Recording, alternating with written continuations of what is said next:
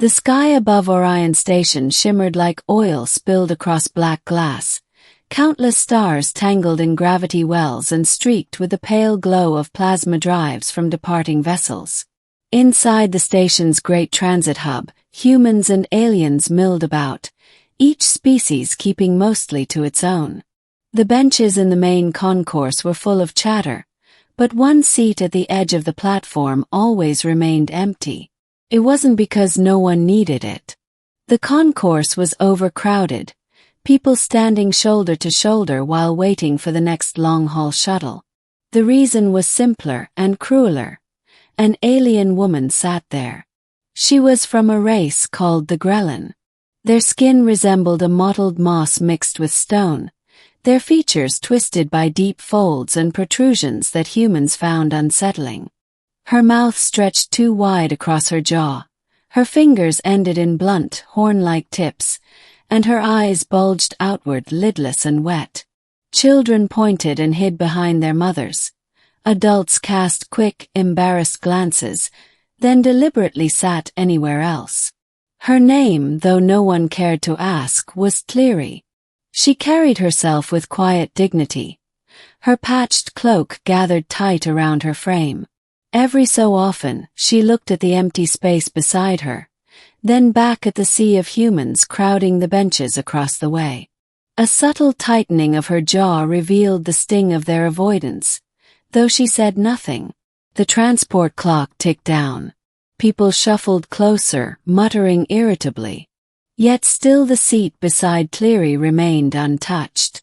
Then, without hesitation, a man walked through the crowd, scanning for somewhere to rest. He was human, lanky and unremarkable in appearance. Brown jacket, travel pack slung across one shoulder. His name was Jonas Harlow, though no one there knew him.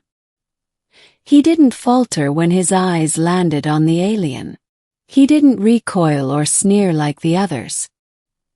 He simply walked up, gave her a short nod, and sat down beside her. He didn't say a word. The silence rang louder than any insult, because it wasn't weighted with fear or contempt. It was ordinary. It was normal. Cleary blinked, her throat tightening in surprise. 4 years she had traveled among humans, and not once had one chosen to sit beside her willingly. She almost asked him why, but his calm expression made her decide against it. Instead, she allowed herself to lean back slightly, her shoulders easing for the first time that day. The beginning of their crossing. When the boarding gates opened, the flood of passengers surged forward. Jonas remained at her side, rising when she did. She caught the curious stares from others, whispers darting like insects through the air. Why's he sitting there? Must be desperate. Doesn't he know what she is? Jonas ignored them, and eventually so did she. Inside the long-haul shuttle, the seating was cramped, each row designed for maximum efficiency rather than comfort. As before, the seat beside Cleary was left conspicuously empty, until Jonas slid into it once more. The doors hissed shut, engines rumbled, and Orion Station shrank away into the velvet dark. For the first half hour neither spoke. Jonas busied himself with a datapad, while Cleary stared out at the stars streaking past. Finally, curiosity overcame her. "You do not fear me?" she asked, her voice a gravelly murmur. Jonas looked up, puzzled. "Should I? My kind unsettles humans. I know what they say. Ugly. Monstrous." She flexed her thick fingers, then curled them into her cloak. "No one sits with me. Until you." Jonas tilted his head, considering. Then he shrugged. "People say a lot of things. Doesn't make them true." The simplicity of his words struck her more deeply than any elaborate defense could have. She studied him, searching for sarcasm or pity, but found none. Only sincerity. "What are you called, human?" she asked after a pause. "Jonas." "Cleary," she replied, tapping her chest. "My name." Few humans bother to ask. He smiled faintly. Then I'm glad I did. And with that, something unspoken shifted between them. Middle, the journey and the revelation. The shuttle voyage stretched over several days, threading through wormhole gates and out into remote sectors. Jonas and Cleary fell into an unlikely companionship. They spoke in snatches, sometimes about trivial things, food rations, the discomfort of shuttle beds, and sometimes about heavier topics. Cleary told him of Grellan customs, how her people sang to their stone womb cities and carved histories into the cavern walls. She admitted she was an exile, cast out not for crime but for difference. Her voice carried a tonal imperfection, dissonant to Grellan ears, making her an outsider even among her own. Jonas listened without judgment. When she faltered, expecting ridicule, he simply nodded and asked her to continue. In return, Jonas shared fragments of his own past. He was once a surveyor for a mining guild, drifting from system to system. He had no family left. Disease had taken them years ago, and his life had become a string of contracts, paychecks, and empty stations. It gets quiet, he admitted one evening as the shuttle coasted between wormholes. Too quiet sometimes. Cleary regarded him with her unblinking eyes.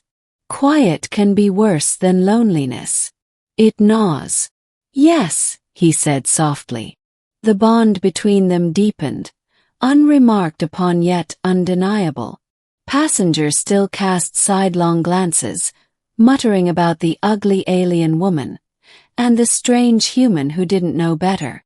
But Jonas never wavered, and soon even the whispers faded into background noise. On the fourth day everything changed. Crisis at the edge of space.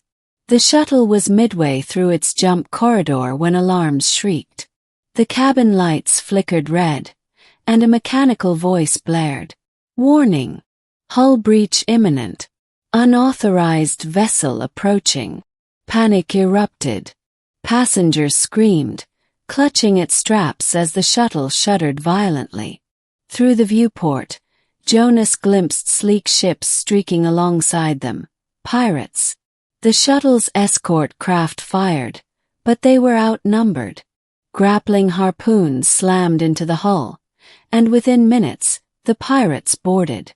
Masked figures stormed the cabin, weapons raised. They barked orders in a harsh dialect. Valuables. Cooperate and live. People scrambled to surrender bags and credits. Jonas tensed, his hand inching toward the small tool blade hidden in his jacket. But before he could act, Cleary rose to her full height. Her presence alone made the pirates pause. She loomed taller than most, her mottled skin catching the red lights like shifting stone. Slowly she pulled back her hood, revealing the full alien visage that had repelled so many. The pirates laughed. Hideous beast, one sneered. Best values in exotic cargo. She'll fetch something. But their laughter died when Cleary opened her wide mouth and let out a sound that vibrated the air itself. It wasn't a scream, it was resonance. Her dissonant voice, considered flawed among her people, struck a frequency that rattled the bulkheads and disoriented the pirates. Their weapons wavered, some dropping altogether as they clutched at their helmets. Jonas seized the chance, lunging forward to disarm one of them with his blade. The cabin exploded into chaos. Passengers ducked as Cleary unleashed another pulse, the sound harmonizing with the shuttle's metallic frame until the whole chamber thrummed like a struck bell. The pirates staggered, overwhelmed. Within minutes, they retreated back to their ships, cutting the grapples and fleeing into the void.